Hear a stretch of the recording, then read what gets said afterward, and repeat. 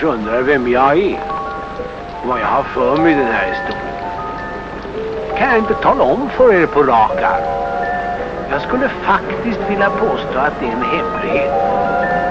Jag kan tala om vad jag heter. Nej, det gör förresten detsamma.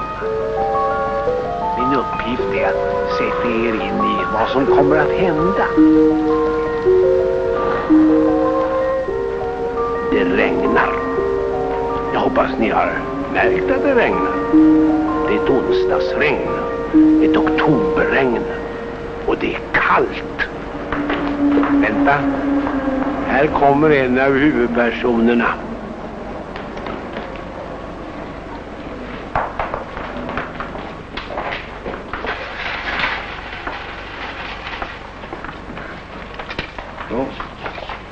En enkel 3-klass hursele.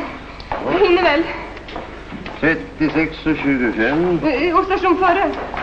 32,90. Och station före den? 30,80. Och station före den? 29,60. Ja, den tar jag. Ge mig den.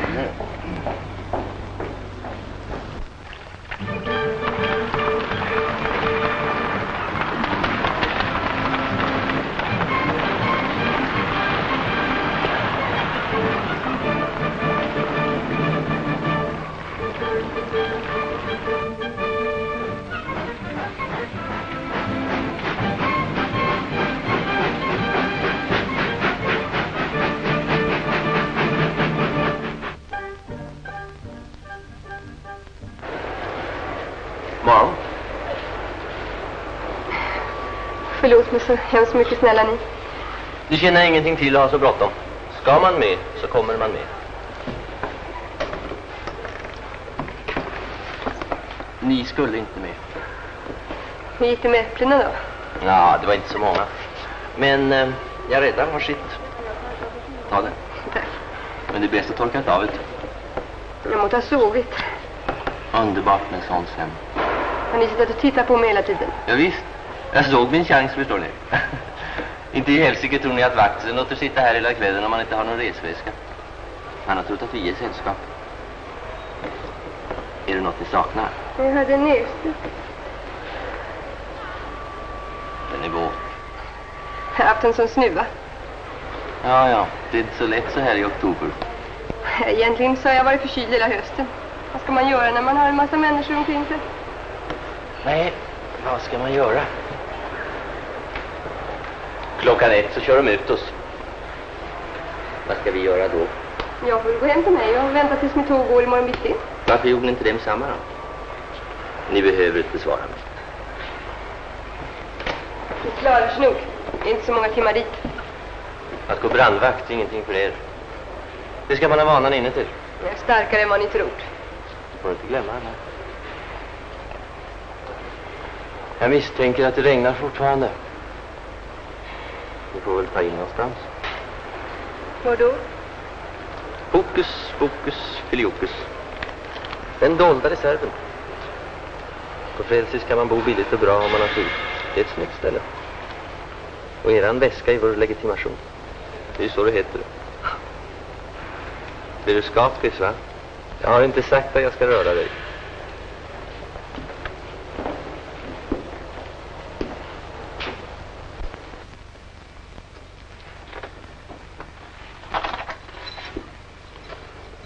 Finns det bagage?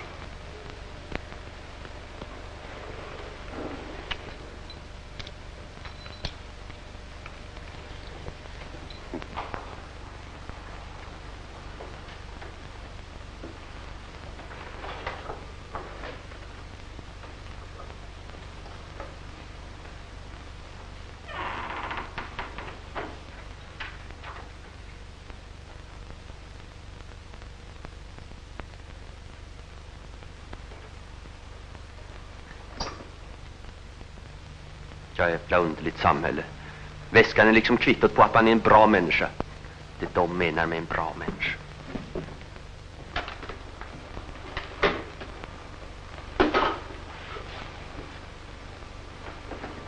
Herren är min herde, mig skall inte fattas. Mors. kam. Tack.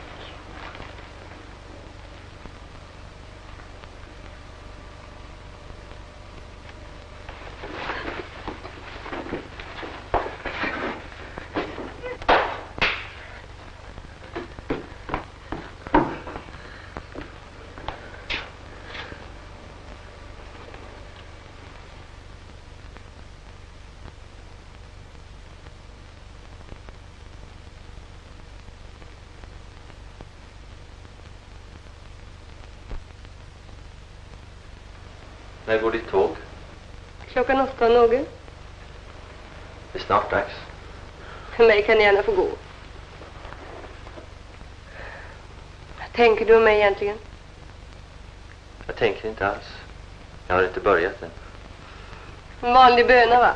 Hon följer med första bästa karl. Det var inte den första, men det råkar vara den bästa. Du var så ivrig. Vem är du egentligen? Du har så vita händer. Det ska jag berätta för dig en annan gång. Mac, tänk att få börja ett nytt liv med dig. Ja, så du har ett nytt liv att börja. Ja, någonting ditåt. Hur har det skett? Jag vill i alla fall inte tillbaka till mitt jobb. Och jag vill inte gå tillbaka till det som har varit mitt. Jag förstår. Jag kom hit för att börja på en teaterskola. En sån där idé man får i skallen, du vet. Ja, det må jag tro var en teaterskola. Sen blev jag hembiträde. Och sen kom jag dit. Och igår. Och du kan inte tro. Jo då, jag tror dig. Jag kan tro allt. Jag är inte glad att fara hem. Men det är inte bra för mig att vara kvar i stan. Och när du blir trött på mig. Jag? När du blir trött på mig, menar du? Men vi har ju inga pengar kvar. 55 öre, det är allt vad jag har. Och vad tror du att du får kvar av den dolda reserven? Maggie, du ska lita på mig. Varför skulle jag lita på dig? Fast det är någonting med de där ögonen du har. De är inte glada fast du själv skrattar. Så är det någonting med nacken. Du förstår. Det är en chans jag har. En förbaskat fin chans. Fast jag inte tänkt på det så noga förut. Men nu ska du få se. Kom, Maggie. Kom.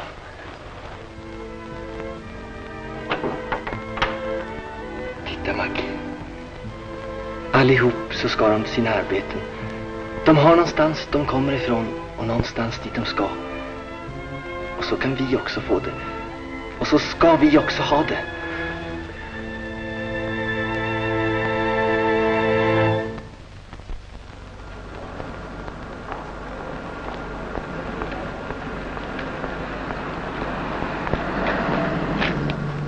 Härlig frisk natur.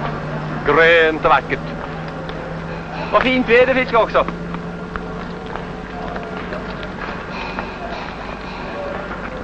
Ja, det är bra väg. Du förstår att här kommer man att trivas. Du, har du sett att vi får sällskap? Vilket uselt litet kräk.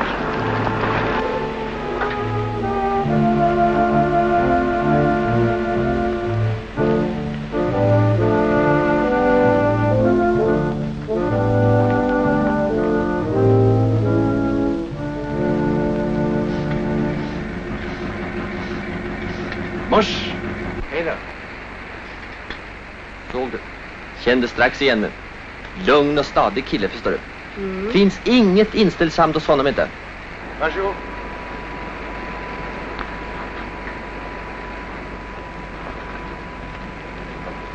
Ja, här har du mig som överenskommet. Det här är Maggie. Jaha, och du lever? Ja, man har i alla fall tänkt göra ett försök. Och du har att göra? Ja, det räcker. Det är full fräs. Du kanske redan har någon som... Nej, det är inte det, vet du. Aj, det. Men du sa att du... Ja, du ska inte tro att en annan inte kommer ihåg vad man sa. En kille med de rätta tackarna skulle jag behöva. Det är inte ett uttal om det. Men rakt på sak. Du vet, tanten, hon gillar inte att jag håller ihop med det gamla gänget. Ja, men du var inte gift. Ja, det var hon som fick mig att hugga i och såg till att butiken kom igång igen, så.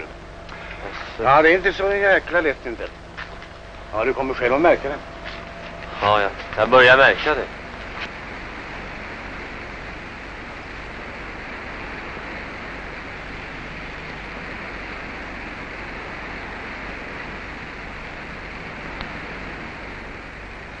Ja, det är väl ingenting att fundera på då. Ja, min man är så noga och principer är principer. Och för all del, det är ingenting att säga om det. Heders.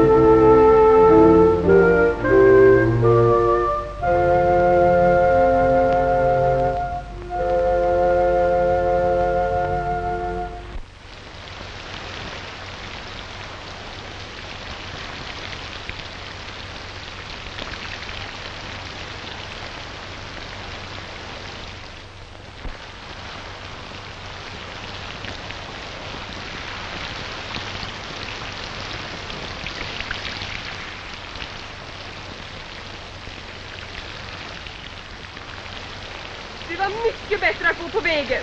Nej, Maggie, kom nu. Vad är det för en hund? Den har följt efter oss hela tiden. Jag bryr dig inte om den.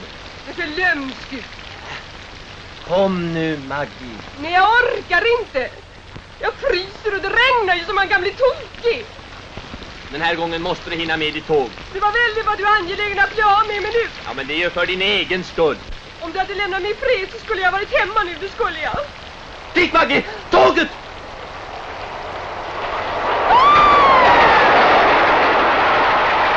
Hur gick det för dig? Jag bryter benet och det är ditt fel alltihop. Rör mig inte! Jag vill ligga här och frysa ihjäl så kan du få det som du har ordnat. Nej, du har bara vrickat foten lite. Kom nu, Maggie! Jag avskyr dig, jag avskyr dig, jag avskyr dig! Ja, egentligen skulle man låta det ligga. Hunden! Hunden? Ja, hunden, jävla stackars hunden. Han kanske har blivit överkörd av tåget. Vad är det? Vad som du sa, det är något konstigt med den där jycken, då. Kom nu, Maggie. Kom nu. Nej! Hur känner du dig? Ja, det var en fråga. Du! Där borta skulle vi kunna ta in en vila. Kom nu!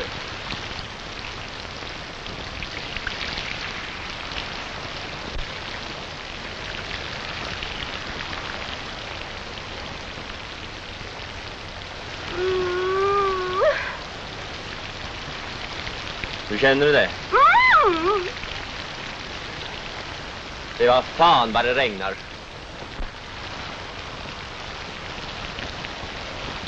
Det ser ut att vara en stadig och vinterbornas sak.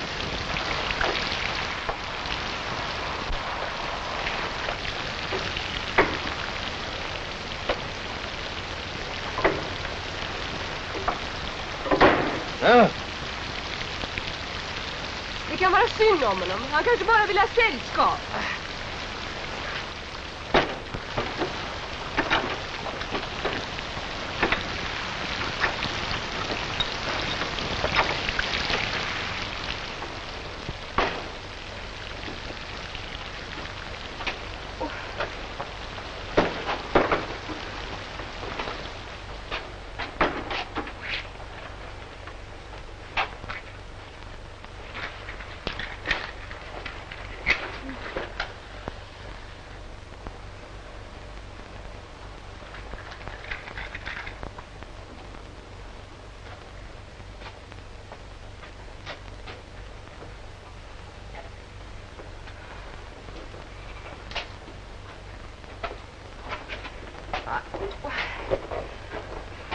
Nu förstår du, så lägger du dig här ett tag.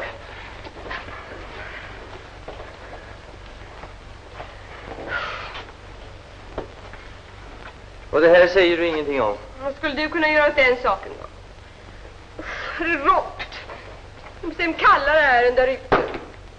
Man skulle förstås kunna elda. Så elda då. Ja, du förstår, det är bara det att veden inte är vår. Ja, det vill säga lite ved kan väl inte spela så stor roll om man tar. Jag är hungrig. Jag har ju gått på en kaffeskvätt hela dagen. Sov nu. När man sover så känner man inte så mycket att man är hungrig. Blir det väl alltid någon råd sen. David, det står ett skåp där. Ja, se efter i det. Folk brukar alltid glömma kvar konserver. Sardiner, David. Tänk dig sardiner. Det är nog låst. Skåp brukar alltid vara låsta. Du kan väl se efter. Kvickare, du har ju yxor. Nej, Maggie, du får inte be mig om det. Inte om det. Öppnar den stora dörren utan att jag bad om det, så kan du väl öppna den där lilla skåpet när jag ber dig om det. Ja, men Maggie, det är en helt annan sak. Du var våt och trött. Jag är säker på att det finns mat i det där skåpet. Ja, i så fall är det inte vår. Var inte vår ved? Maggie, jag kan ta dig in någonstans för att värma dig. Men öppna skåp. Akta dig för det. Nej, du är så rädd för det där lilla skåpet så inte jag det. Du vet inte hur farligt det är med sån här liten skåpdörr. Jag vet att jag är hungrig och vill ha mat. Släpp mig, gå undan. Maggie, hör på mig. Du frågade mig i morse vem jag var. Jag spar det där pratet till en annan gång, är du snäll. Nu vill jag ha mat. Maggie, jag har suttit inne. Jag har suttit inne ett helt år. Jag blev utsläppt i måndags.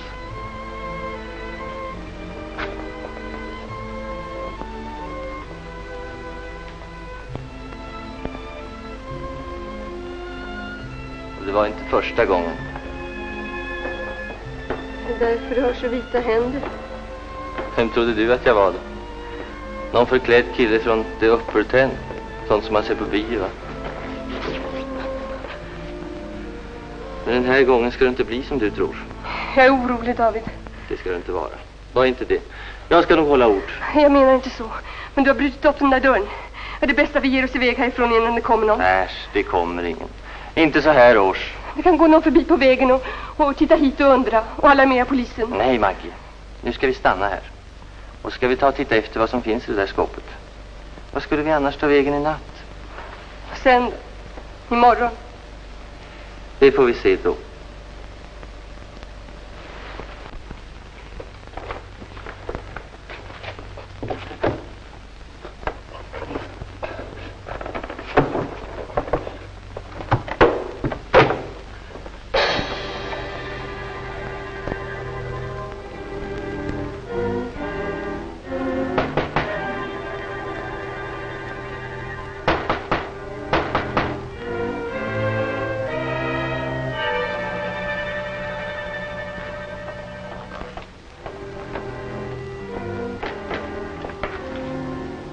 Jag kommer kanske olägligt.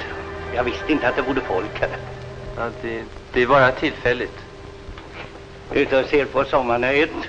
Ja, praktiskt liten sak. Skön att ha. Jo. Jag håller på och bygger åt mig neröver. Jag såg att det lyste och tänkte jag kunde stå innanför ett tag och köpa en kopp kaffe kanske. Jag tror inte vi har något kaffe. Har vi det, David? Nygifta. Som sagt, vi kan inte stå till tjänst. Lite kaffe kunde ni väl få utav mig. Jag har i ryggsäcken här. Det är bara det att vi inte är så förtjusta i kaffe och vi drack innan vi gick ifrån stan. Men en liten kopp kunde vi väl dricka i alla fall, David? Det var det att jag råkade få det med mig omalt. Ja, kvarn finns här ingen. Tafatt du, Egos. Du kan ju krossa det med en tomflaska. Ja, det finns inga tomflaskor heller. Tomflaska av någon sort har ni väl i skåpet där? Skåpet är tomt. Ja, men i smygen där då? Längst till vänster. Har jag tittat efter där, va?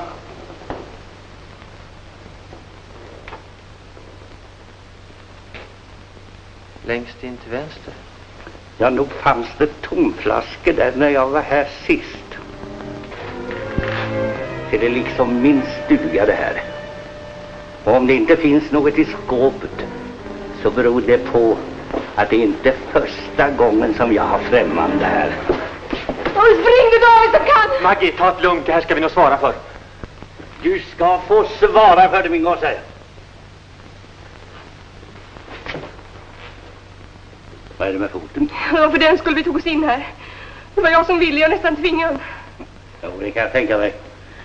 Men ser du, min flicka lilla, om det bara är foten det är frågan om, då tar man sig ner till vägen och vinkar på en buss. Gå ut.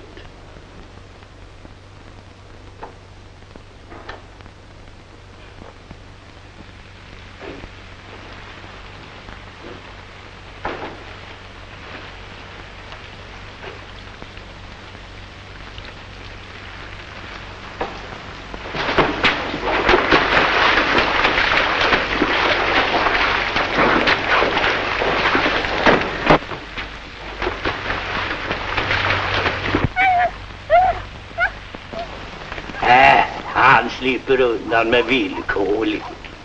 Det är vad en sån där grabb kan behöva för att det ska bli fason på honom. Och du som är så ung ska sluta upp i tid med sånt där slarv. Ni vet inte vad ni har gjort. 2 år har ni skaffat honom minst. Han hade just kommit ut. Och vi som skulle börja ett nytt liv. Förbannat underligt sätt att börja ett nytt liv. Men det kan ni säga som har tak över huvudet och kaffe och vad det ätit. Det är en förbannad gammal egoist, det är vad det är. Och jag ska sätta eld på eran kåk, eran ruttna gamla kolonistuga. Du, hur ska jag kunna veta att du inte ljuger då? Nej, intresserar mig inte. Ger iväg, annars skriker jag.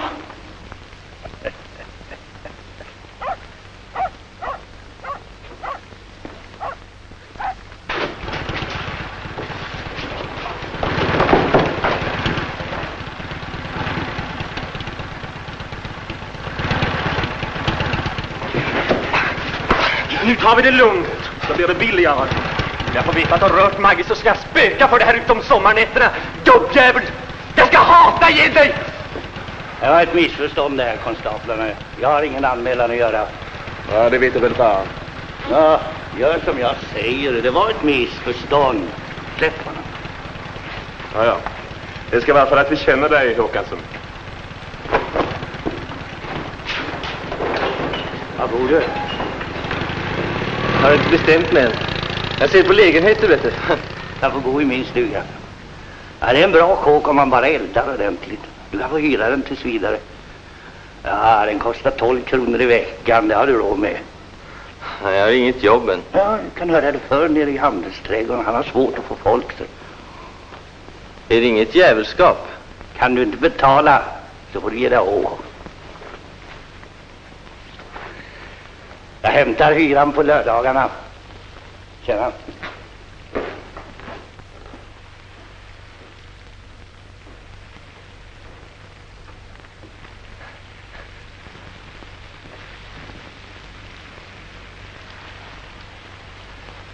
Vad säger du nu då? Är du fri? Ja visst, det står det. Alldeles fri. Släppte de dig? Ja visst.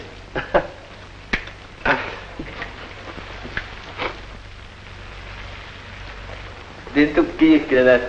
Men han är bra. Ja, där ser du, det var som jag sa. Han vill ha sällskap. Han är ensam som vi. Det är säkert en polishund. Han biter bara poliser.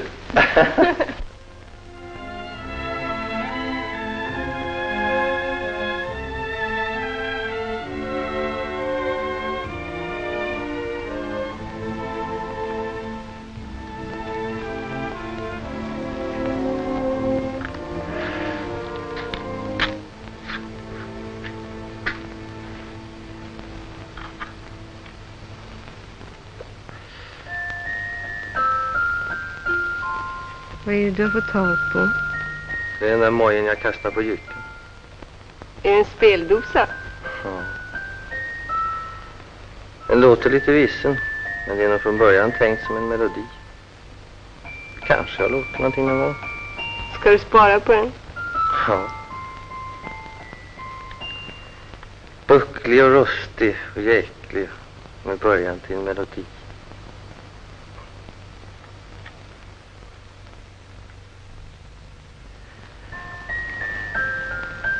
Det var en kvälle där borta på Stillhult.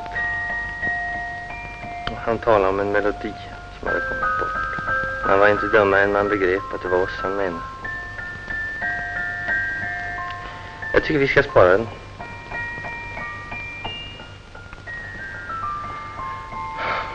Här ligger man skönt. Men imorgon då? Det får vi väl se då.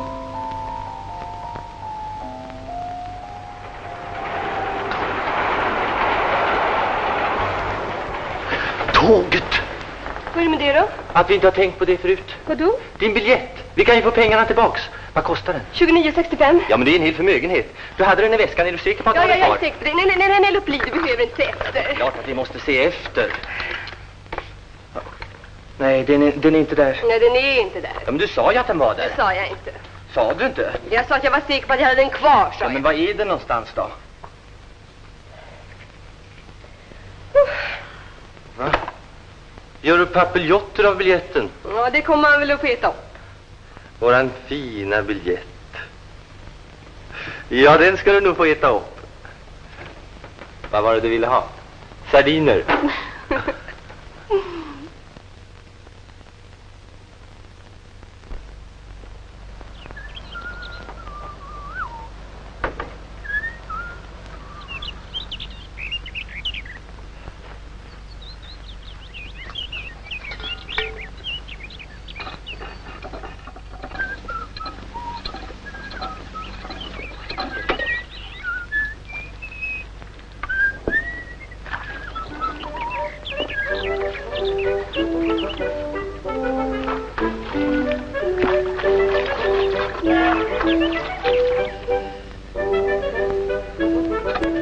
Duktig fin hund. Ska det där vara nödvändigt? Ja, ibland så. Det kan aldrig vara bra. Hyr du här? Ja, tänk att han gör det du. Du vet, polisen inspekterar lägenheten innan du flyttar in, så. Ja, det är rätt. Ja, så du, lag, märker du det du? Det är ni gubbar som bor på andra sidan vägen, va? Jag tänkte sticka upp till och hälsa på någon kväll. Men ni kan väl komma ner till oss? Ja, vi har ju lite provisoriskt som det gärna blir när man har mycket att stå i. Man är ju borta hela dagen. Aj, aj du. Jag har lite ögonen på dig. Ja. Du är nog som du ska, du. Du, och vill du vara tidningen så kan du få en fritt och hemburen av en tjej som övervintrar alldeles bredvid oss. Så där kommer du förresten. Hej! Hej, hej! Vad var de? Du kan gärna tunda ett exemplar i tryckeriet om månaden åt den här killen, va? Du kan gärna, ja. Hanna Ledin. Tack. Hej, hej pojkar.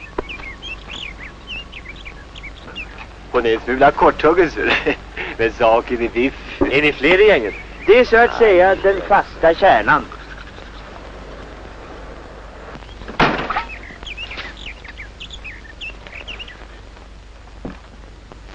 Har det bra, du? Ja, det är väl ingen som har sagt annat heller. Det där skulle ni ha tänkt på själva, gubbar. Det är att överväga fördelar och nackdelar. Osäker bransch. Ja, nu skulle man kunna försörja en trogen make alltid. Inte vilka jävla nasare som helst. Det är vi som har organiserat hela det här distriktet. Han har ryckt upp hela jävla dörrhandeln. Så vi kan vara igenom en metod. Det är Maria Södra då. Just det. Affärerna väntar. Säg, be dosan motta det här som ett lite välkommen. Tack så du ha. Tack ska du ha. Så.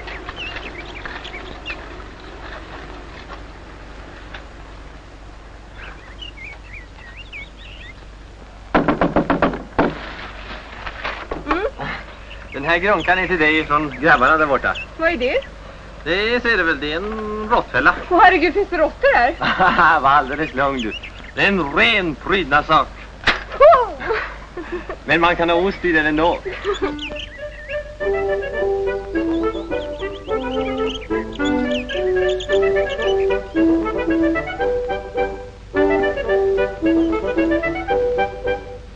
Ja, det ser fint ut. Riktigt fint det gör det verkligen. Ja, här är också fint. Här är nästan finare. Tomater, det skulle man kunna odla hur mycket som helst. Vi skulle kunna sälja det dubbla. Folk är vilda i tomater. Ja, för fan. Tomater. Ja, men titta, det där är väl också fint, va? Frukt. Det är framtiden. Frukt, sol och blommor. I synnerhet frukt. Passa på, eller det här är framtidens yrke. Och så propertsen. Oj, det är fint vad det är. Riktigt fint det är. Folk är galna i att bli slanka sen. Vi vilda på tomater. Tomaten innehåller allt. Det skulle kunna bli en nyckelindustri, det är säkert. Bara inte landet översvämmas utan en massa jävla bananer sen. Fy, vad det är varmt. Ja, men fan, det blir snö. Jag sticker ner på Port Arthur och får en biffstek.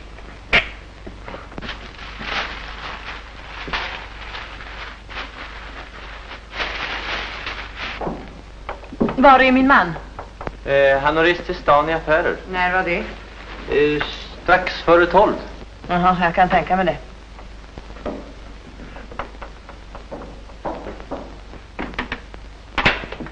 Vad kostar hyacinten?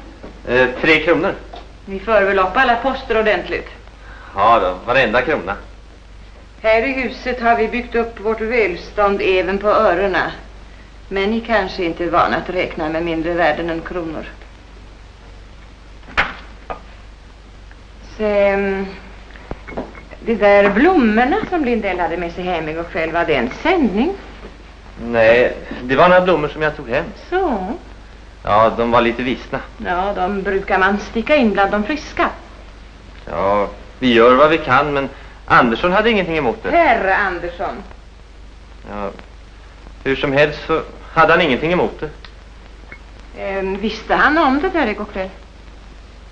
Nej, visserligen inte. Ja. Det var bara det jag ville veta.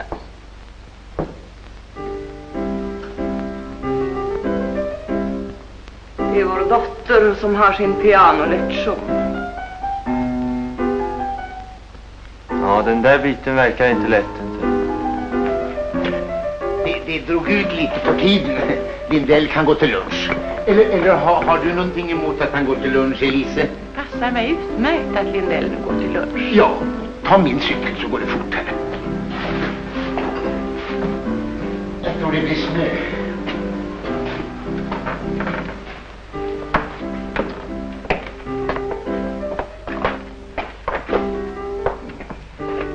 Hur vet du att han överhuvudtaget kommer tillbaka när han väl sitter på cykeln? Han bor ju där borta. Vår fina antika kaffepetter, mammas ögonsten, släktens klenod, försvann samma dag han kom hit. Hur förklarar du det? Jag förklarar inte det alls, för jag tror inte att det är han. Jag säger det, att jagar du bort det här biträdet också så... Vadå? Ingenting.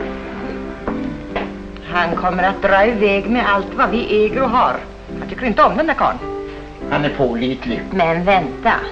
Upplysningar är på väg. Jag ska nog ta reda på vad han är för en. Det finns möjligheter. Han är pålitlig. Jag vet nog på vad sätt han är pålitlig. Vänd dig om. Fara iväg och lämna butiken vind för våg. Andas. Tomater kan rädda dig. Stinker ju, karl.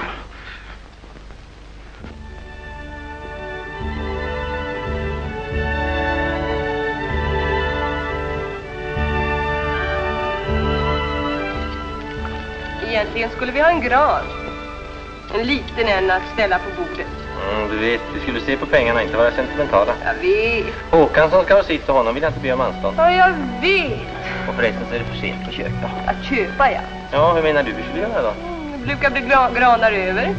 De ligger kvar. I år skulle det bli väldigt många stora. Ja, men det är att ta. Det är det? Ja, det är stöld. Det är det inte. Det är att rädda dem från sopstation. Ja, men kära Maggie, om alla skulle... Nej, jag tycker inte om det. Ja, det är bara det att det skulle de inte. David. Tyck om det. Nej, absolut inte. Ingen har tänkt på det helt enkelt. Men delar året med 13 istället för 12 så blir det jämnt 28 dagar varje månad. Det ska inkomma med till Kungliga Vetenskapsakademin nu på nyåret faktiskt. Intressant för det. Vad ska nu det vara nyttigt för? Jo, om det ändras om till 28 dagar varje månad så betyder det att varje dag alltid infaller på samma dag varenda år. Varje dag på samma dag? Ja, det ligger ingen klöver i företaget, säger stålvispen. Men det är det att man skulle förvärva medborgerligt anseende. Hej! Ja, jultomten! Man kommer från julmarknaden på Stortorget, förstår ni. Hur fan vad man skulle säga nu då? Finns det snälla barn här? Ska det vara en liten julklapp kanske? Fast det är nyårsafton. Ja, tack snälla jultomten! Toppen då. En radio! Den är så liten så. Den går ingen vidare. Men den hörs ju. Här är du. Var har du fått den ifrån? Fått? Ja. Man får ingenting, gosse. Man förvärvar. Tänk en radio. Ja, jag skulle ju bra gärna vilja veta förstås. Det fru lilla, man är väl inte jultomte för inte, eller? Hörs någonting? Gott nytt år. Och åter önskar vi ikväll varandra ett gott nytt år. Ett gott nytt år.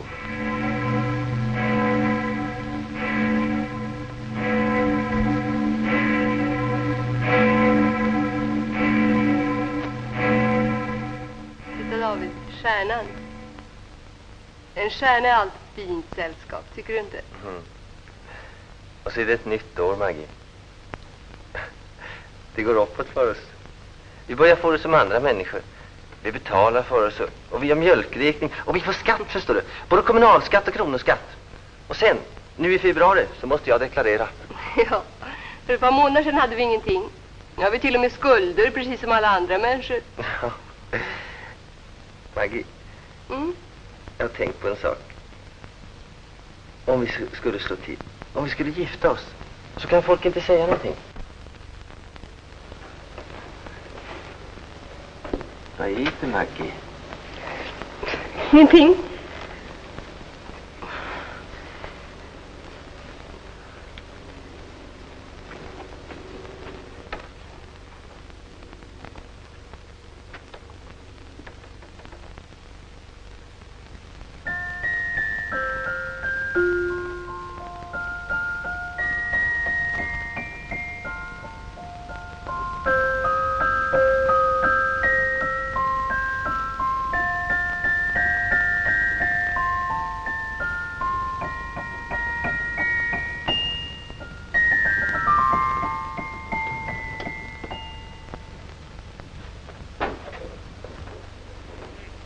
Ja, nu kunde vi egentligen sluta att följa historien om David och Maggie.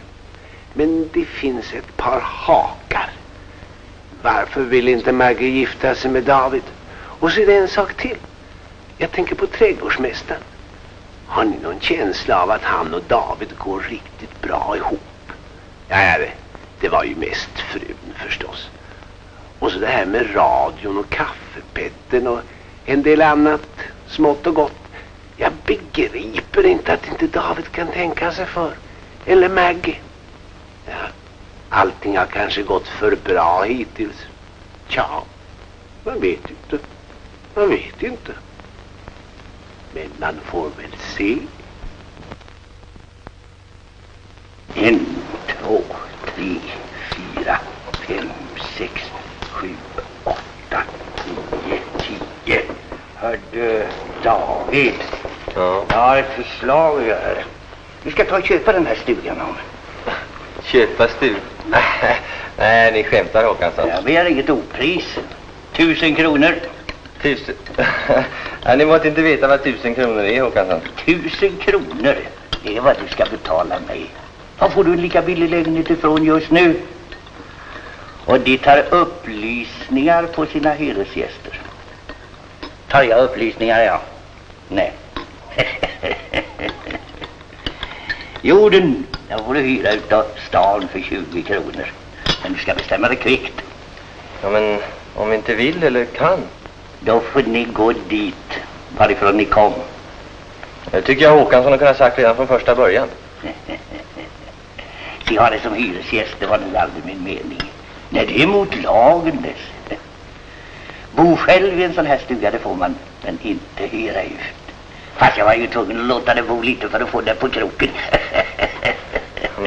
Var ska vi ta 1000 kronor ifrån? Ja. Säg att du ger mig 25 kronor i veckan i avgäld, så är klabbet dit på mindre än ett år. Och här finns frukt att få, härlig frukt. Och blommor, unga frun, blommor. Och potatisen är utemärkt. Mjäll och fast i skalet. Ja, du ska få sätta potatisen till mig. Ska vi skriva? Ska det skrivas? Ja, sedan när jag har det på pappret, då har jag det fast. Då kan jag följa efter det på varenda arbetsplats om det skulle behövas. Men det kommer inte att behövas. Du hör till den sorten som betalar. Ta hit pennan. Du ska inte skriva på, David. Du ska inte skriva på, inte just nu. Nej, det så det inte passar så... Du ska tänka dig för. Är det de där 13 kronorna i veckan mera som du är orolig för? Nej, det är inte det. Ja, men vad är det då? Vi kan inte släppa det här så här utan vidare. Men du ska inte skriva på. Då kommer vi inte längre då. Den här gången. Nej, jag har dem som väntar på mig där hemma.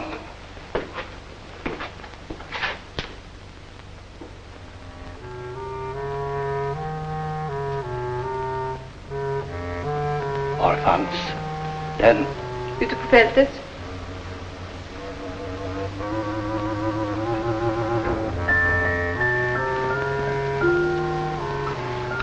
något av barnbarnen den gången. Barnen flyger ut ur båt. Innan man vet ordet då är de borta. Barnbarnen skjuter upp. Innan man vet ordet då är de små händerna smala och knotiga. Främmande människor. Borta allihop. Som hederligt folk får ni se till att vara iväg imorgon bitti.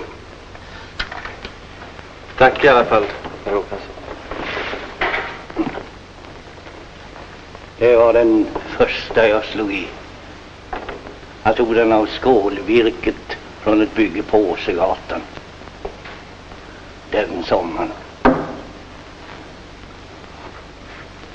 Du ska inte tacka mig. Jag tänker alltid på vad jag gör.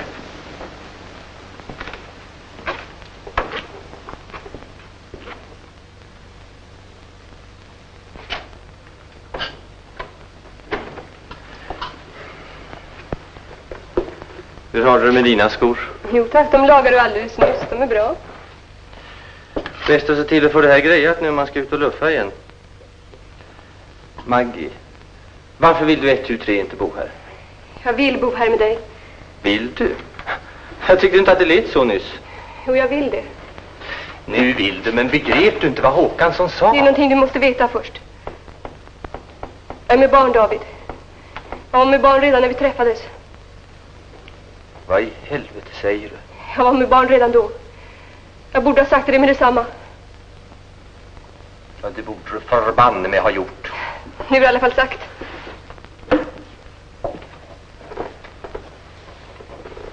Jag vill inte att du ska binda dig vid något för min skull. Det var därför jag inte ville att du skulle skriva på. Vad var det för en grabb? Honom behöver du inte vara svartis på. Kommer inte ens ihåg hur han såg ut. Det var i höstas, på Grönan. Efteråt vi gick ut i skogen. Jag kan inte förstå att det var jag. Och du känner honom inte ens? Men följde med honom, gjorde du? Följde jag inte med dig? Har du någonting att beklaga över? Jag vill inte ta hand om hans förbannade unge. Begriper du? Jag har inte tänkt vid om det. Men du låter bli att förbanna barnet.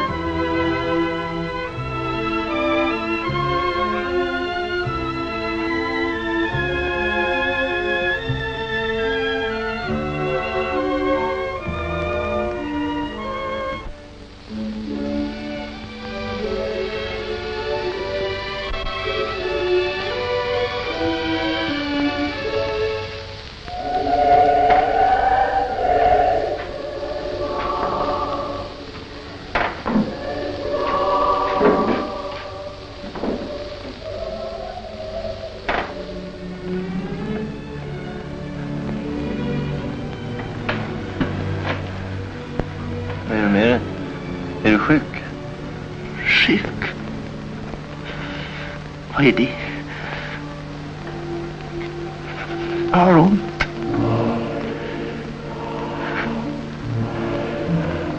Jag blundar. Jag ser den vackraste färgen. Kanske äter något? Äter?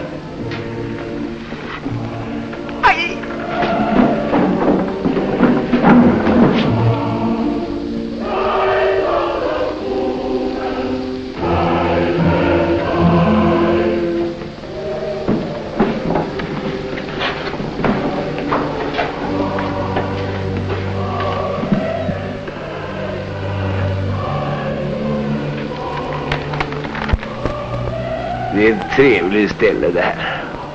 Lugnt och trivsamt. Du hade jobb.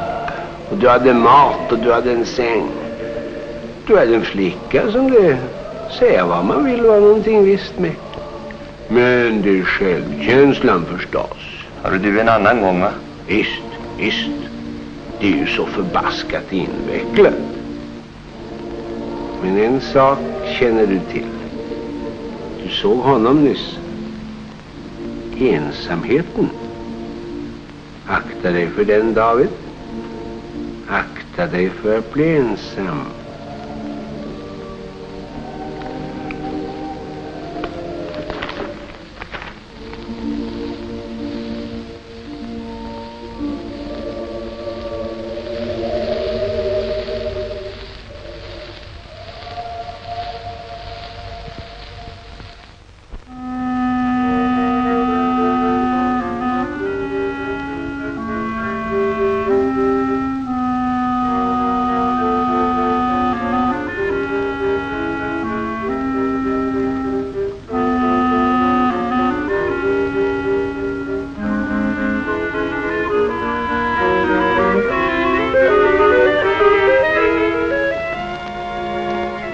Så, är det du?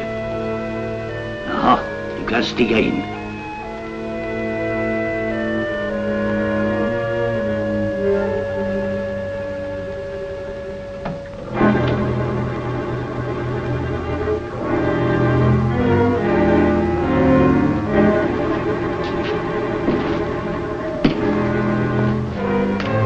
Ja, de är inte farliga. Det är egentligen bara den stora där som är lite ondsint.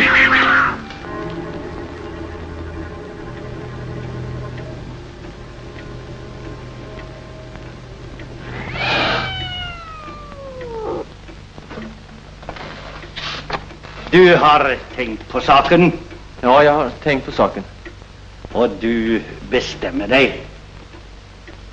Ja, jag bestämmer mig. Ja, jag visste nog det. Men det är rätt. Man ska alltid tänka sig för. Man ska tänka sig för mycket noga. Sitt. Och här har vi alltså pappret.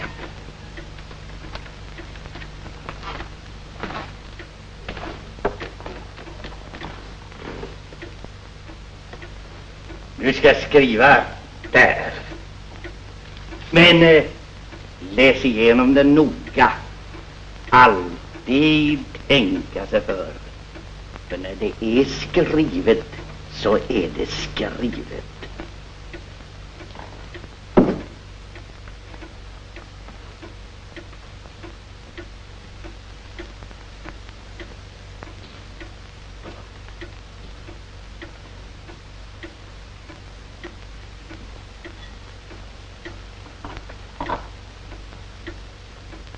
Det brukar vara vanligt att bekräfta köpet. Men du kanske inte nyttjar starkt. Nej, jag tror inte det. Säger ingenting om det.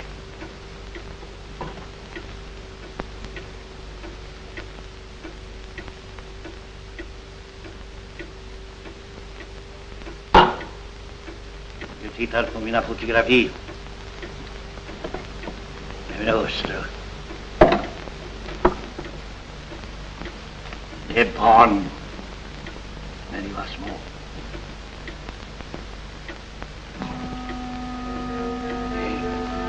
Det är barnbarn när de var små.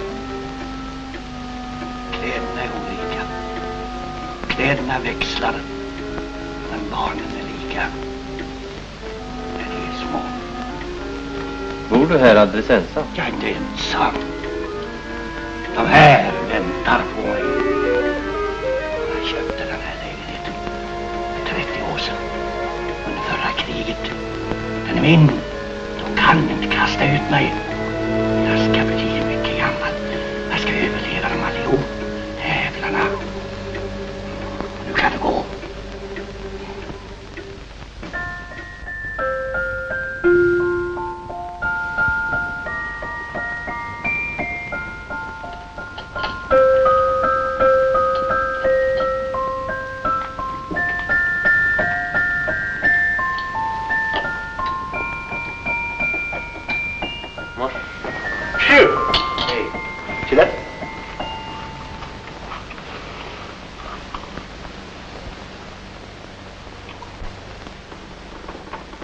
kommer sent.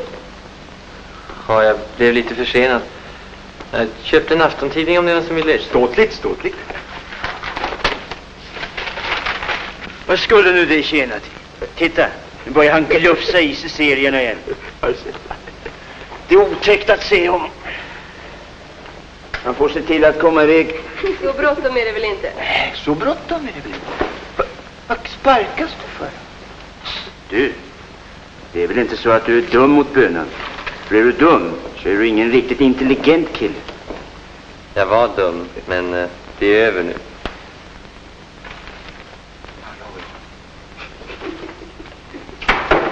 Maggie.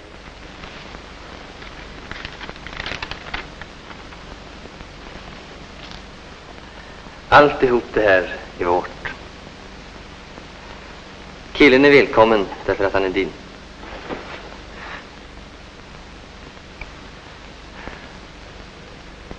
Och imorgon går vi till pastorsexpedition och tar ut lysning.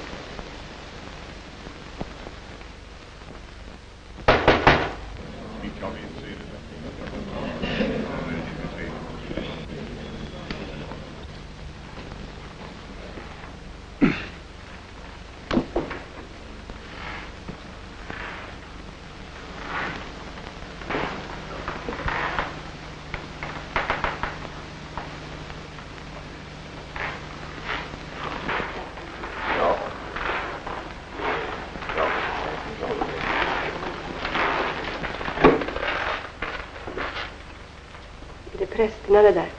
Ja, det är väl det. Jag har aldrig sett några. Utom den som vi hade där hemma och han gick omkring som en bonde. De har nog bra betalt. Det är förstås det att de har ett väldigt ansvar.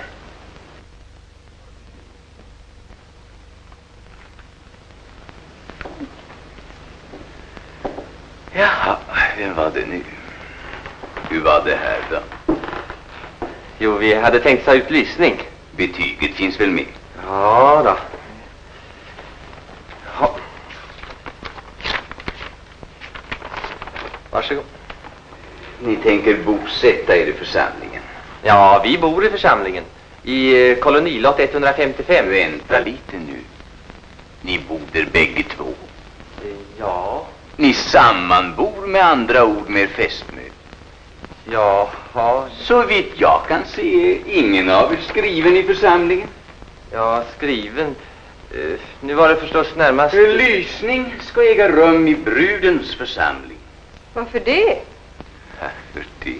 Ja, är det nödvändigt? Ja, fröken kan förstås skicka betyget till mantalskontoret och uppge nya adresser. Så meddelar de Furusele och meddelar Ross och så får hon tillbaka direkt från dem och kan komma hit med. Och så lyser vi. Det tar lite tid.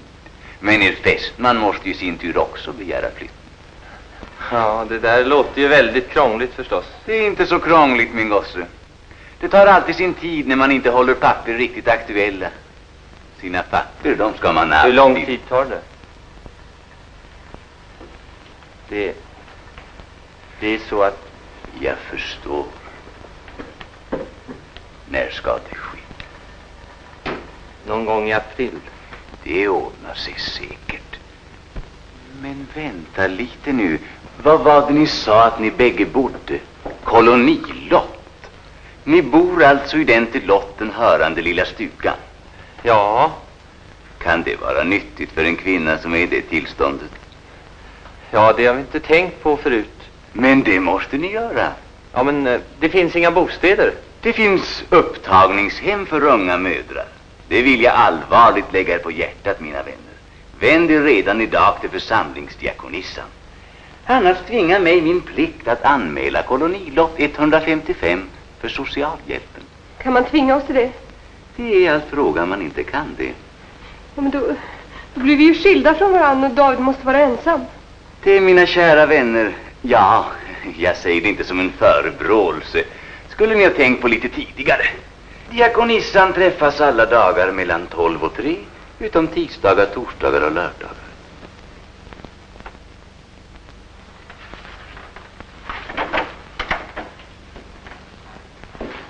Gick de ifrån dig?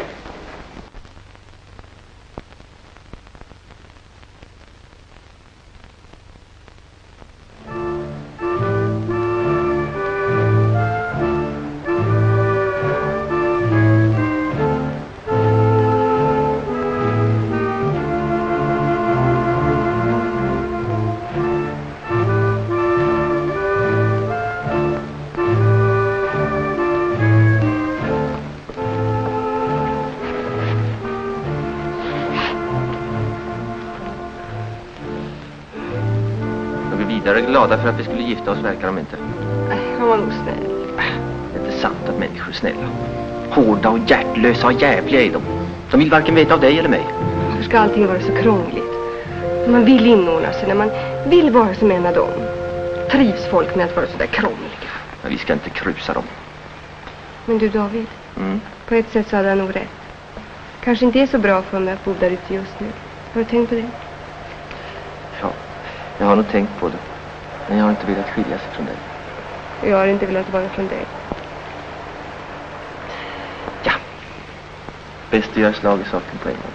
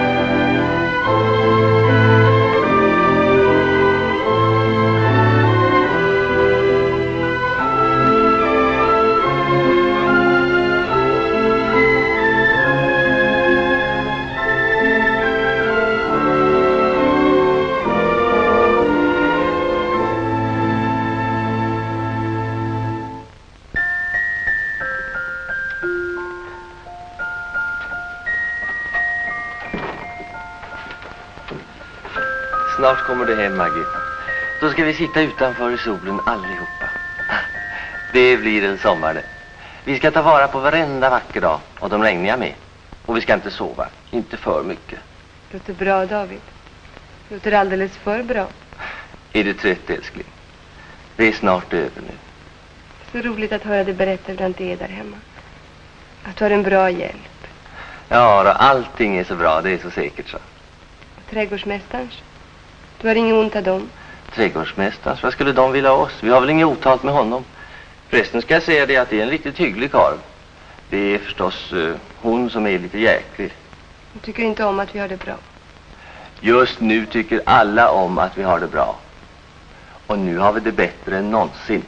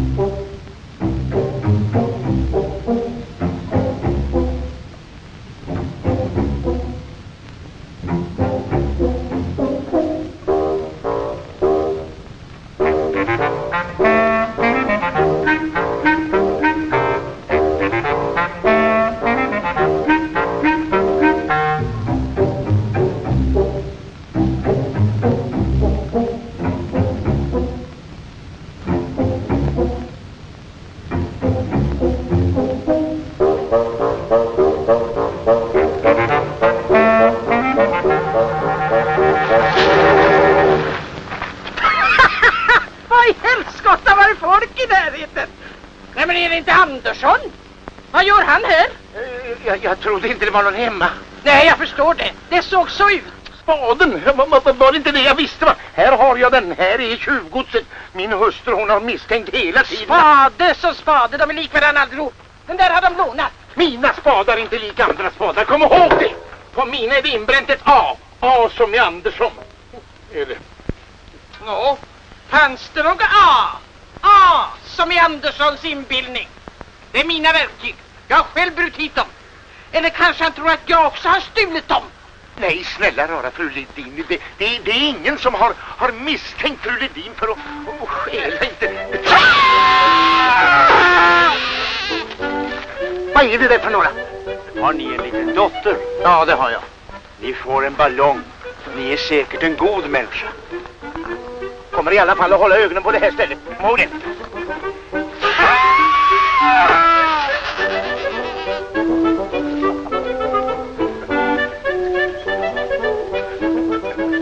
Det var ingen god människa, fru Ledin. Nu bär ni inte hit mer, för då svarar jag inte för hur det går. Är det skick och fason att jag, en kristen människa, ska behöva störa och spela den gemenaste komedi? Och nu bär ni inte hit. Ja. Förstår du det här, Stålvis? Inte alls. Det är hårda ord. Mycket. Det här är min spade. Och det här är Anderssons. Är den igenkänd? Så att om vi har och någon annan inte har, så ska vi då bara stå och se på. Kom.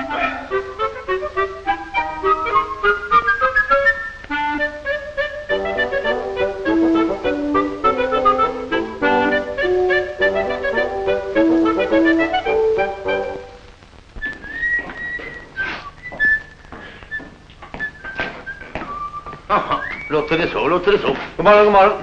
Morgon. Måste det hänga i med munterheten? Ja, här är fint. Här är fint. Här ska vi ha tomater. Våra allra bästa tomater ska vi ha. Ta och väg upp och rada upp 3 pyramider. Och så flytta undan potatisen, va? Ja, de här pelargonierna, de tar vi 3,50 för.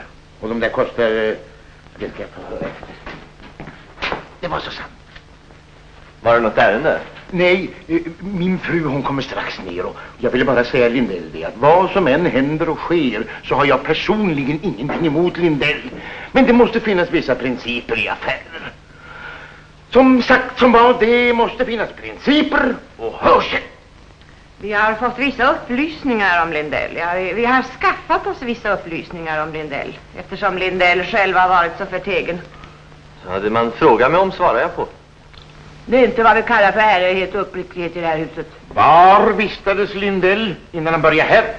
Ja, det är Andersson kunde ha fått reda på första dagen om Andersson hade frågat. Herr Andersson. Ja, hur som helst så hade det bara varit att fråga. Det har kommit bort vissa saker och ting här i huset. Det var inte roligt att höra. Också andra personer här nere klagar över att det kommer bort. Jag hoppas att ni förstår. Just det. Så var det en sak till. Och det är fortfarande tal om principer. Nej, låt mig. Nej, låt mig. Ert privatliv är er ensak, men inte i vilken utsträckning som helst. Ni bor ihop med en kvinna.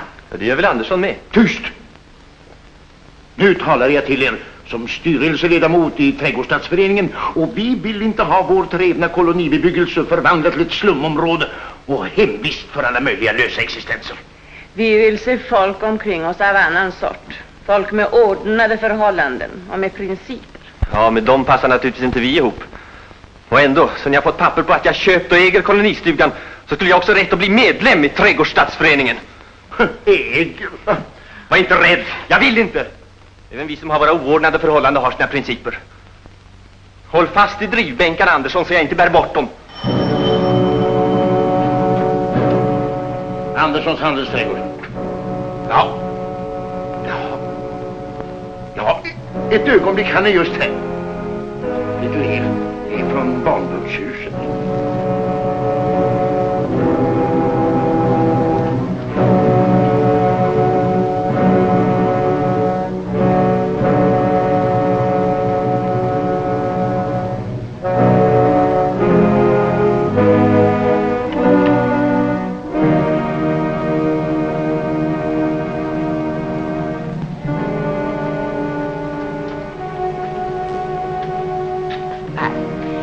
Vad är det som har hänt? Inte så sorgligt. Så, Kerstin.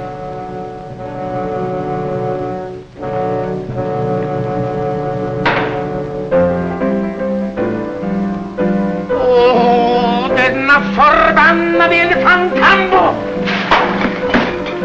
Barnedövar! Det är en mycket svår etyd. Jag lärde mig aldrig spela det. Det är min ambition att mitt barn ska kunna den.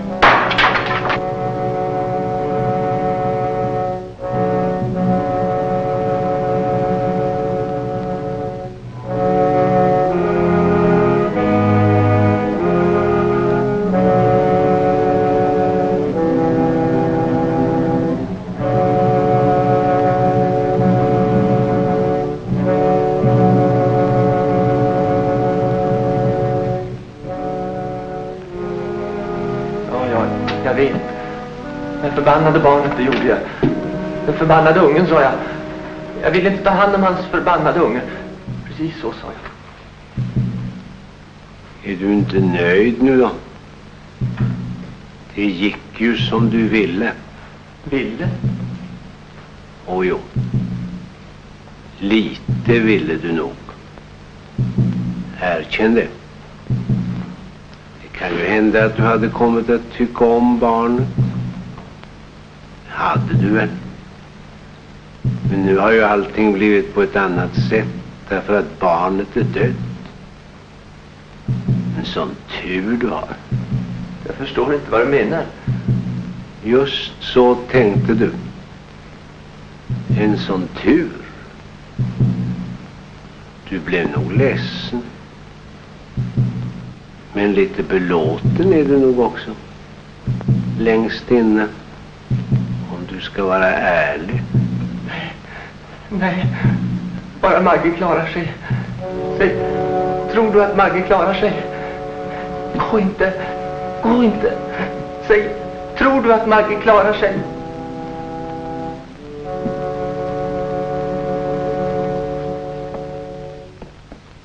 David.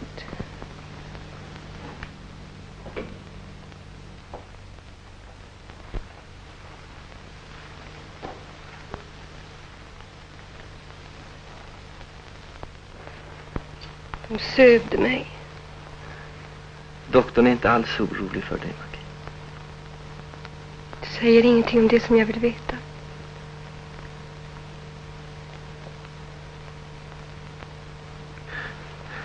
Doktorn sa att vi inte skulle vara ledsna.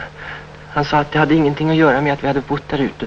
Han sa att det var en sak som ingen kunde hjälpa, att det säkert skulle bli bättre en annan gång. Maggie, han sa att vi inte skulle vara ledsna alls. Nej. Du blir snart frisk igen, Maggie.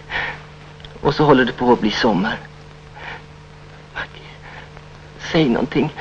Och ligg inte så där och bara titta bort. Det är så underligt. Förr när han var inuti mig så levde han ju och rörde sig. Var är han nu? Vi får inte tänka på det. Nej. Nej, vi ska inte tänka på det mer. Du finns i alla fall kvar.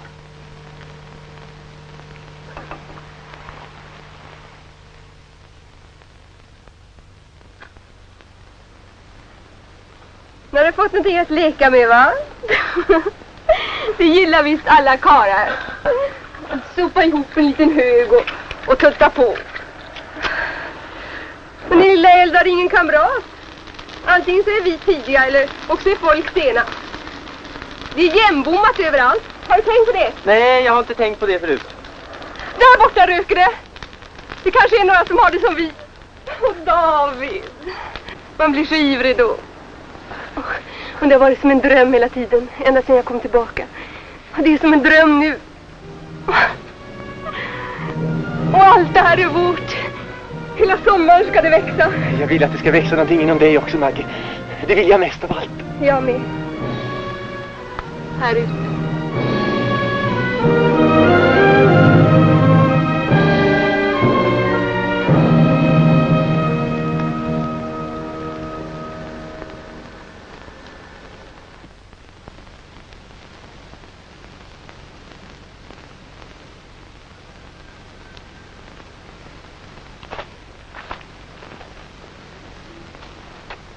God dag. God dag. God dag. Detta är David Lindell, tomtlott 155. Det stämmer. Det är ett papper som skulle skrivas på här. Jag har sökt herrskapet så många kvällar.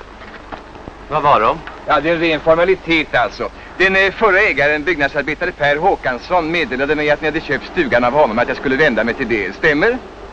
Vad är det för papper? Området ska planeras. Staden ska bygga 567 nya eldstäder och har sagt upp tomtlotterna. Det visste ni. Det stod i tidningen för länge sedan. Vad är det ni säger? Var det så att ni inte uppfattade? Ja, men stugan är ju vår. Visst, det förstår jag så rätt. Precis detsamma som byggmästare Håkansson. Det är därför jag kommer hit nu. För att få pappret påskrivet. Stämmer alltså? Ja, men ni kan väl inte köra ut oss i stugan som vi har köpt? Då har vi blivit lurade, Maggie. Då har Håkansson lurat oss. Men jag förstår inte. Ja, men vad ska vi ta vägen då? Ja, det är en sak som jag inte har med att göra. Om ni skriver på det här pappret... Ja, men kan vi inte få uppskov? Åtminstone över sommaren. Nu har vi ordnat och planterat allting. Kan verkligen inte hjälpa det. Jag skriver inte på. Skriver ni inte på? Jag nekar att flytta, begriper ni. Ni får ta hit poliser och kasta ut oss med handkraft. Ja, men förstår ni inte? Vi vet ju inte vart vi ska vända oss eller någonting. Kan inte ni hjälpa oss? Ja, snälla lilla frun, det enda jag har med den här saken att göra är att försöka få makens namnteckning på det här pappret. För övrigt angår mig saken inte. Nej, det angår inte dig, din förbannade byråkanin. Du skiter i hur du går för Magge och mig. Du är så in i helvete upplåst att jag skulle tappa det på lite luft. Vad blir hon, David? Vad blir? Tänk på vad ni gör! Tänk på vad ni gör, tänk på vad ni gör! Akta dig gosse vad jag tänker. Men det här besöket ska du inte glömma, för nu ska jag planera dig. Stå mig inte! Ta dig glasögonen så ska jag klippa till dig.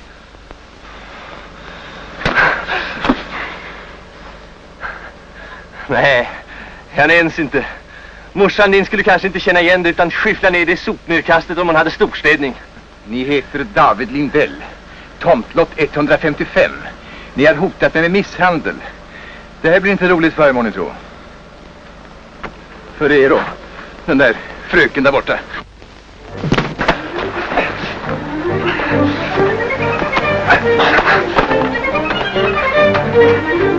Det här ska du få sota för! Proletärbuse! Kändes det skönt? Ja, det gjorde det. Jag tror förbanne mig jag skulle kunna göra om det. David, ska vi försöka att smita? Det känner inget till. De får du i alla fall tag igen.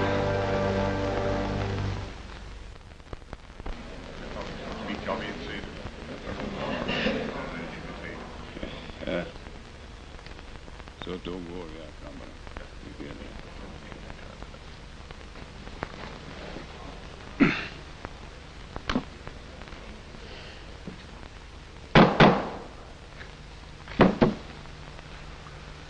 bara. Och så var det polisprotokollet, ja. David Lindell är född den 14 juli 1918, enda barnet till diversarbetande Egon Lindell och dennes hustru Gerti.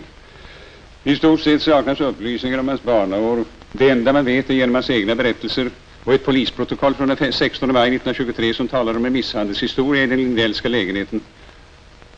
Kan Lindell säga något om den episoden? Nej. Aha. En tid därefter, den 19 september, dog Lindells far och hustrun tvangs att dra sig fram på olika sätt. Enligt Lindell tog hans mor emot inackorderingar. Varför så inackorderingar det var fråga om är naturligtvis svårt att säga. Ja, det kan man nog tänka sig. Lindell gick ut folkskolan och började på maskinfirma. Berätta med egna ord. Ja, sen jag gick ut folkskolan så började jag på en maskinfirma. Ja tack, det har vi redan hört. Sen slutade jag på maskinfirman. Varför det då? Ja, det kommer jag inte ihåg. Jaså, ni har glömt det. Efter avslutad beredskapstjänst tycks Lindell inte gjort några som helst ansträngningar att återgå till ett ordnat liv. Är det sant? Ja, jag antar det. Varför det då? Ja, jag tyckte inte att det tjänade någonting till. På hösten 42 sammanträffade ni med cykelrepaраtören Folke Törnberg. Ja, vi kände varandra förut. Jag sa till honom att vi skulle göra ett inbrott och så gjorde vi ett inbrott i en kiosk. Den gången fick ni villkorligt, men det avskräckte tydligen inte. Jag tyckte inte att det tjänade så mycket till. Det var en egendomlig motivering. Tycker ni? På hösten 44 åkte ni fast igen. För inbrotten och försvårande omständigheter. Stämmer det? Ja, jag antar det. Ja, ni får försöka svara hövligt.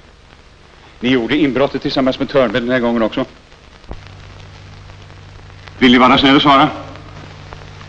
Ja. Således förverkade ni den villkorliga domen.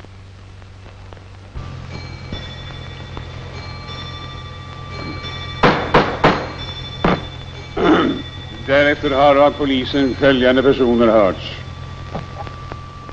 Ja, jag blev ju lite illa berörd förstås, för en annan har ju börjat med ett hederligt liv och inte har någonting att göra med de gamla kompisarna igen. Men så kom frugan och sa att man måste hålla på sina principer. Ja, så gick Lindell och bönan därifrån. Och så lät jag dem bo där av hygglighet. Ja, har inget personligt emot dem. Men upprutet var det ju lite här och var. Ja, tomater, ja, det är jag det. Saken var den så att han kom och sökte anställning hos mig och han sa inte ett dugg om vad han hade varit för någonting förut. Nej, det gjorde han inte. Nej, och det är ju så ont om arbetskraft och vi kom oss inte för att be att få se på något betyg. Så. Nej, men några dagar efter som han kom i huset så försvann i alla fall våran fina kaffepanna. Ja. Just den som vi har fått identifiera. Ja. Det var inte bara kaffepannan inte. Nej, det var en massa andra saker också. En spade till exempel. Det är ingen människa som vet vad den är nu inte. Och så ett par baskor och det var mycket annat också. Så. Men jag får säga min mening så det är inte rådligt. Nej, det är inte rådligt. Det är inte rådligt.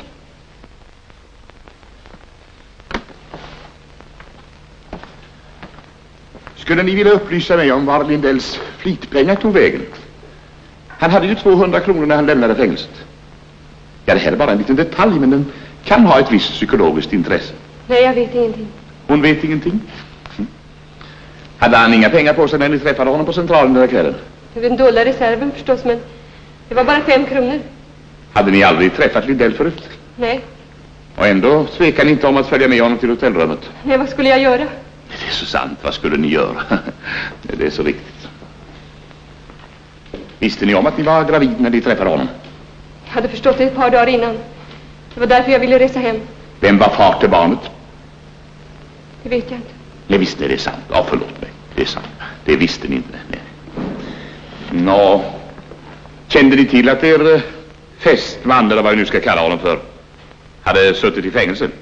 Fick jag veta nästan med detsamma. Var vänlig och svara högre. Fick jag veta nästan med detsamma. Och ändå tvekade inte om att följa med honom. Nej. Kände ni till att han brukade stjäla saker och ting ibland? Som till exempel den här kaffepannan. Han har inte stulit någonting alls. Vi fick de där förbannade grejerna. Vem då av? Ja, vi säger väl att ni har fått det av någon vänlig okänd person då. Tack, det var allt. Nej förresten, det var en liten fråga till. Ni försökte inte göra er av med barnet. Hörde ni inte att jag frågar er? Det är ingen som kan binda runda jäveln och hålla käft!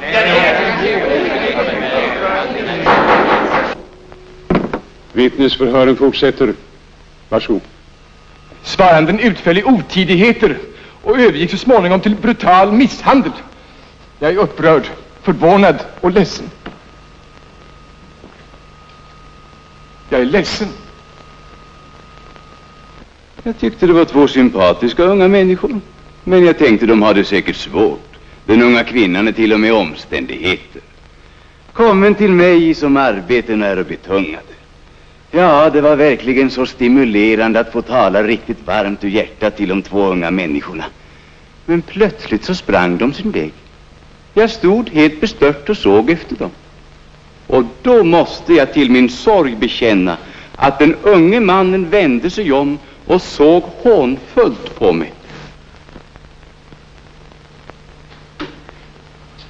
Vi har framför oss 2 unga människor som helt säkert haft möjligheten att skapa sig en visserligen torftig men dock respektabel utkomst.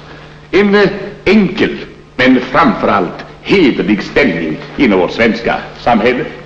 Men de har helt enkelt inte velat. Med en skrämmande brist på ideal, känslolösa, likgiltiga för livets och samhällets elementäraste lagar, har de som vattendjur helt enkelt drivits med strömmarna. Drivits av sina lägsta instinkter och av sina primitivaste behov. Utan varje tanke på att bygga upp någonting för framtiden. Utan varje tanke på att uträtta en samhällsnyttig gärning. Jag anser att samhället har skyldighet att skydda sig mot dessa individer. Lika väl som samhället har skyldighet att skydda dessa unga människor mot sig själva. Det är vår plikt som kristna, humana, upplysta medborgare i ett demokratiskt samfund.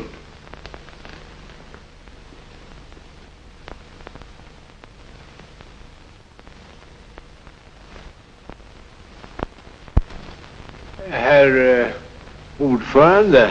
Försvarsadvokaten, varsågod. Vad är det där för en? Ja, det finns någon som vikarierar. Jag har aldrig sett honom förr. Men det har jag. Jag vill bara med ett par ord komplettera åklagarens framställning. Först har vi Davids flitpengar som förslösades på 4 dagar utan att han vet vad det tog vägen. Det var en dålig start, det erkänner jag. Vi är ansvarskännande människor, jag menar åklagaren och pastor Berg och jag själv och herr Andersson skulle aldrig förskingrat våra pengar i en kritisk situation. Sen på torsdagskvällen träffades David och Maggie och beslöt att tillbringa natten tillsammans. Att Maggie inte hade några pengar och att ur hennes och Davids synpunkt föreföll praktiskt att hyra ett dubbelrum för de där 5 kronorna som var över på Davids besparingar. Det hör ju egentligen inte till saken. Pastor Berg eller jag skulle aldrig kunna komma på en sån idé som att tillbringa natten tillsammans med en vilt främmande flicka. Eller hur, pastorn? Jag delar också helt och fullt åklagarens indignation över att David och Maggie dagen därpå uppsökte Folke Törnberg, Davids gamla kompanjon, för att börja på ny kula hos honom. Redan det att börja på ny kula måste ju vara någonting suspekt, eftersom en kula alltid är någonting opålitligt och labilt. Ja, så har vi det beklagliga inbrottet. Jag ursäktar ingenting. Jag fördömer det lika intensivt som åklagaren. Men han glömde ett par små detaljer. Det var kallt och det regnade. Maggie hade vrickat foten och varken hon eller David hade några pengar. Ja, en hederlig människa skulle naturligtvis i alla fall inte handlat på det sättet. Han skulle ha sökt upp någon prästgård med en förstående prästfamilj. Eller också skulle han övernattat under bar himmel. Full förvissning om att bara man handlar rätt så ser nog den gode guden till att man inte får lunginflammation och dör. Jag protesterar mot försvarsadvokatens ironiska framställningssätt. Då har jag ett annat sätt. Jag har också ett vittne. Fru Hanna Ledin. Jo då, de som lånade de där grejerna och andra saker med förresten, det var nog de där båda nasarna det. Och får jag bara säga en sak, så tycker jag att det var dumt gjort utav Maggie och David att inte tala om det. Om svararen och hans fästmö inte har tillgripit de där sakerna, så har de i varje fall förvarat tjuvgodset. Det var i så fall omedvetet, för jag sa aldrig något åt dem. Visste ni då att de där figurerna brukade stjäla saker och ting? Ja, det kan bli hända att man hade sina småaningar. Ja, men varför anmälde ni inte det för polisen då? Det är väl inte min sak heller? Är det inte er sak? Skrik inte så in i helskotta, jag är väl inte döv heller. Rände ju förresten 2 bylingar omkring dagen i ända där ute. Bylingar? Jag sköter mitt och de sköter sitt. Det ska vara tyst i rättegångshallen. Tack så mycket, fru Ledin. Tack. Och jag ska bara be att få säga en sak till medan jag håller på. Jag ska bara be att få säga det, att om en annan eller vilken som helst vore tvungen att sitta där de där stackarna sitter när ni sätter igång med eran spaghetti, så vore man nog bovar och banditer lite var innan ni hade hunnit till hälften. Ja, jag ska sätta mig. Åklagaren höll ett lite improviserat förhör med svarandens fästmö.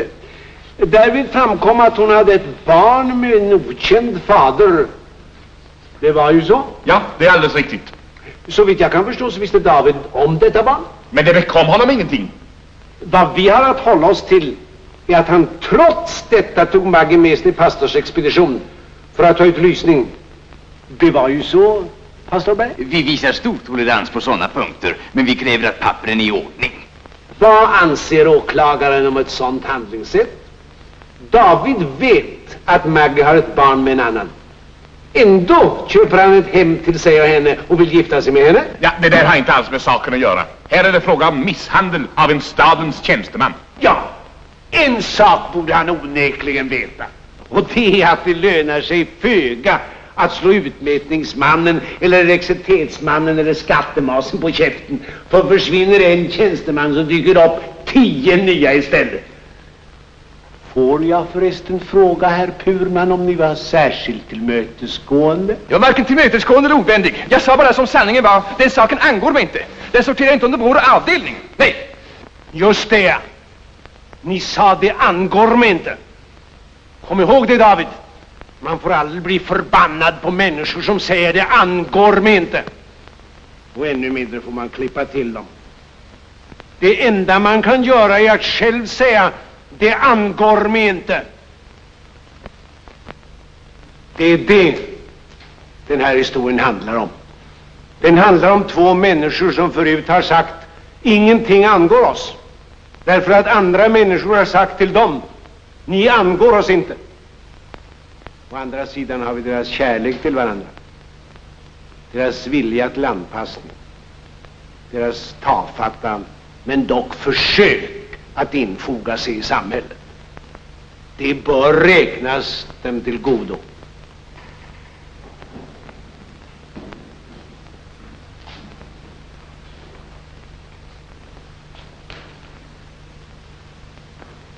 Det har snackats så väldigt mycket om oss, både för och emot oss, men det var inte det jag ville säga.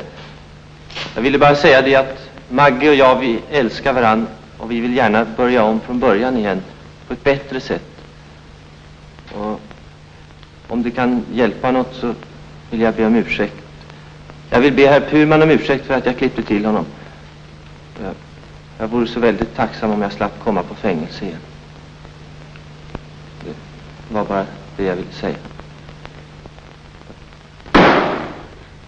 Rätten avträder för enskild överläggning.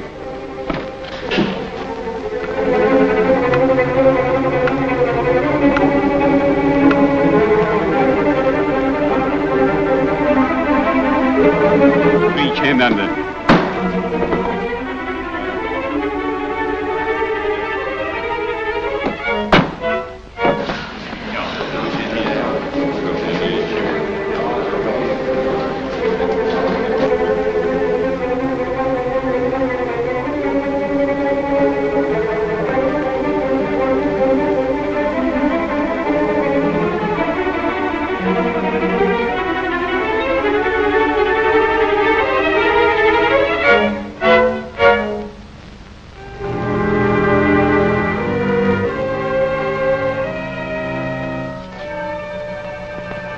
Gratulerar till frikännandet, får man väl lov att säga.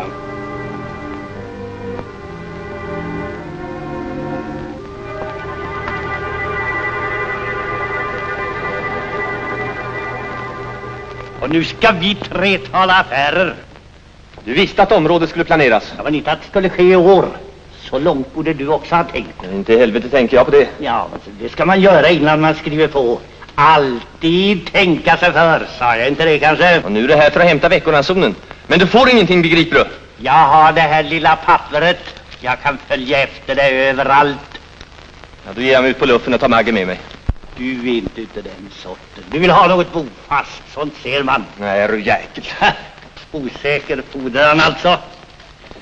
Nå, hit med kvittorna, gosse, köpet gå tillbaka. Stugan, va? Vad ska du med den nu? Rätt ska vara rätt, kvittorna. Men tänk dig noga för.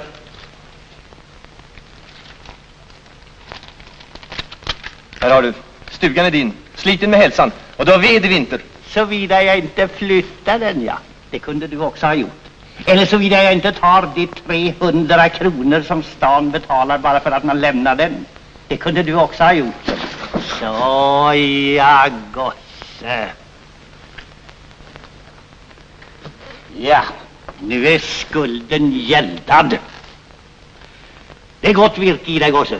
Men du tar inte reda på saker och ting. En gång blir du bra.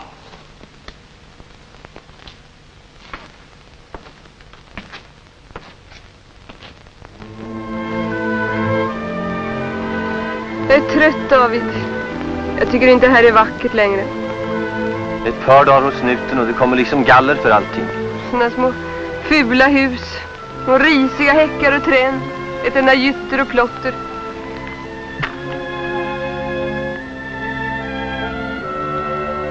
Men David! David, var är stugan? Där bodde vi. Det skulle i alla fall aldrig ha blivit som förr. Titta där får du se.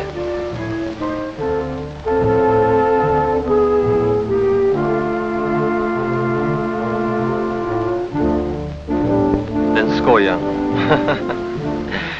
Jag kan se hur han baxar av den. På en grön äng. I en sjö, i en skog. Vid en sjö. Där skulle du och jag vara. Ja.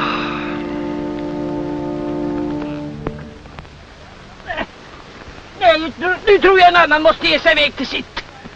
Glöm inte adressen. Just det. Uppbrott var ordet. Har du grejerna med dig? Utförsäljning. Allvarligt talat bär iväg ut i geografin. Det är väl aldrig så att vi har något otalt med snuten, va, grabbar? Från vår synpunkt sett har vi inte någonting otalt med någon. Heder och tack. Tack. Sköt bra om er.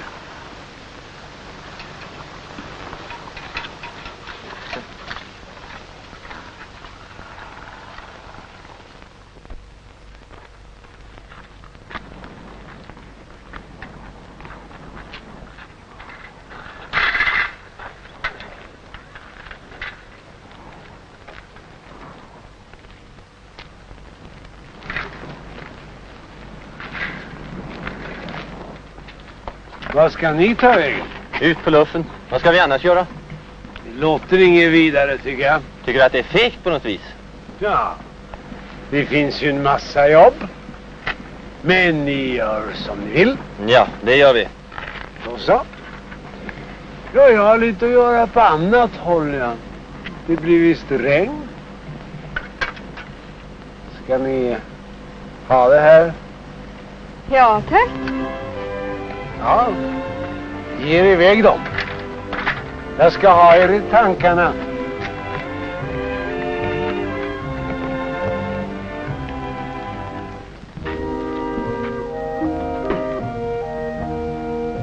Ja, var ska vi ta vägen nu då? Kom David, var inte rädd. Vi gör ett försök till. Den här gången går det kanske bättre. Kommer regnet. Jag undrar vem den där paraplykurren egentligen var. Kanske var en ängel.